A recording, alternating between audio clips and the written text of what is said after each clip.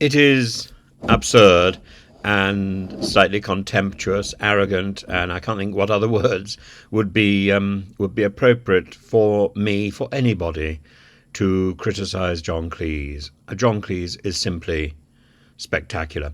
I had a look at the Dinosaur Hour on GB News a short while ago, and it is astonishing television.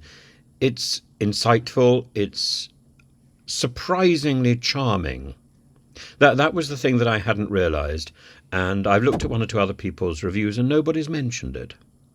And so that's what I'm going to focus on. First of all, of course, in the introduction, he promises lots of cats. He delivers. Many of, I think, all of the cats are kittens, but they add a certain charm.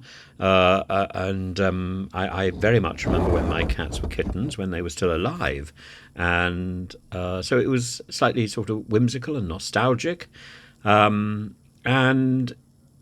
Cleese said that he was aiming to deliver a program addressed to those people out of touch. It was aimed at the out of touch. But in fact, it was very, very on the ball and looking at something which was ad rem.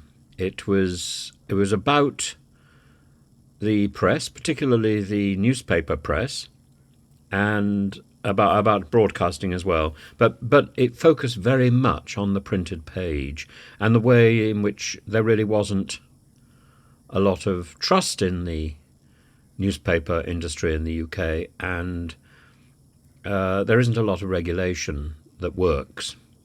And Cleese produced this extraordinary list of was the EU Broadcasting Union opinion of whether or not newspapers could be trusted, and Britain was right down at the bottom each year from, I think, 2010 through to 2019 or something.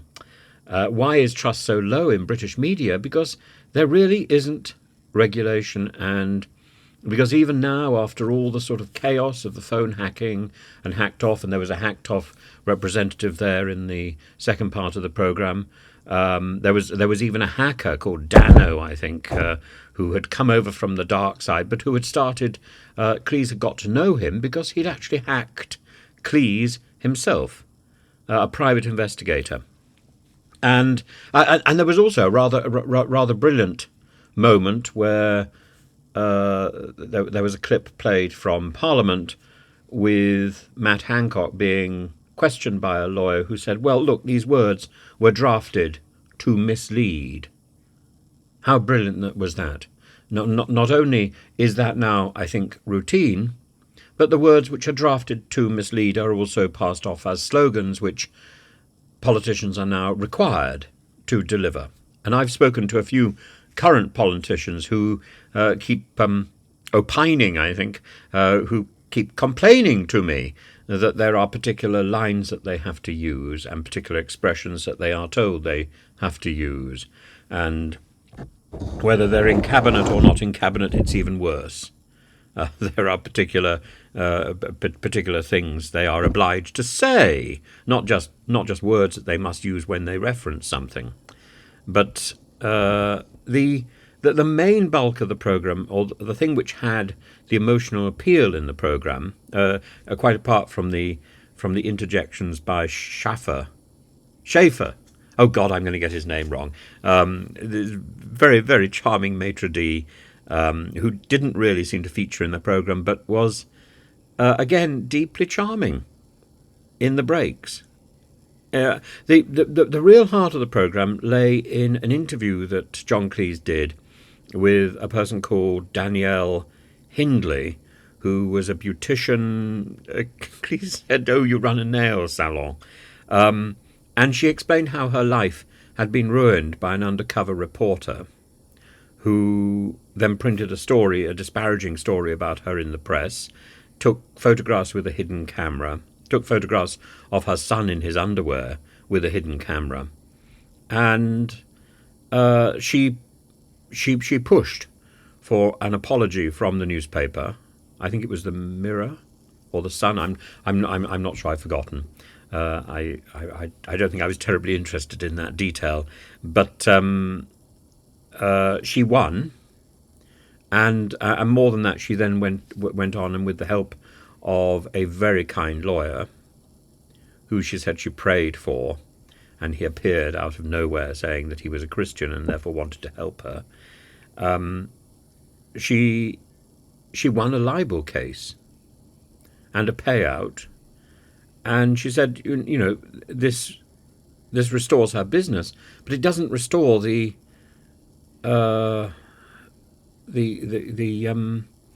assault on her personality. And I must say, I feel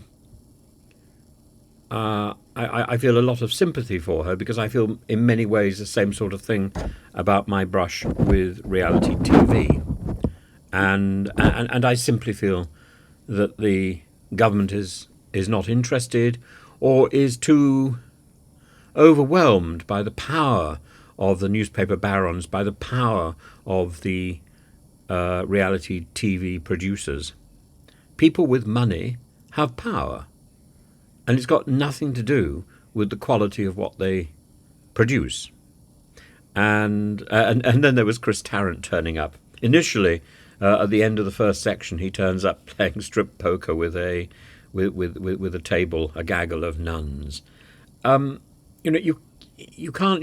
Well, can you make it up? No, you can't really.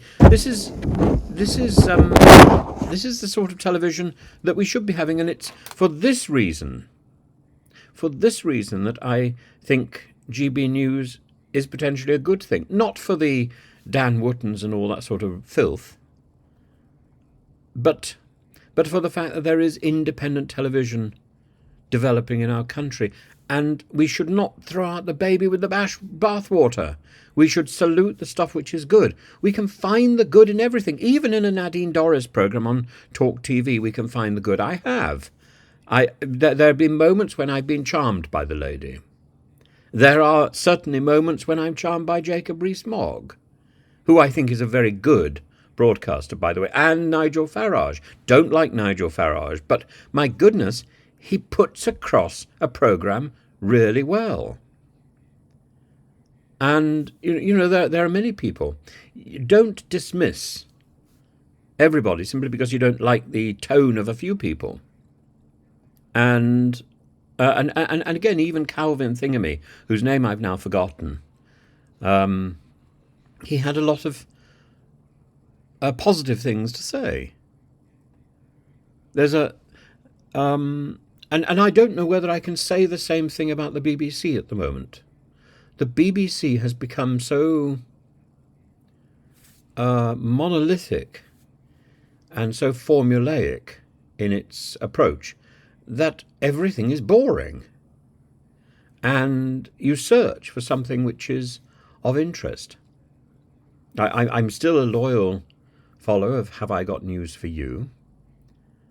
I don't know whether I can say the same for anything else on the BBC. That is it. And if that is it, I mean, even Graham Norton is dull.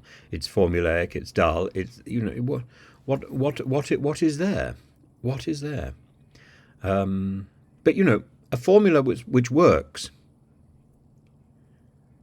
it needs to be challenged. This is why the breakfast television system, after Philip Schofield's demise, needs to be challenged. Now is a time to change it. I suggested the other day that Ryland might be the catalyst of change, the instrument of change. But the way he was welcomed today gave me the distinct impression that there is no change. It's just a change of person on the sofa, and that is going to be it. We need television programmes which have the same incisive and interesting appeal as a decent newspaper. And we need opinion. There's plenty of news. And if we have news, we need a little bit more than just the headlines.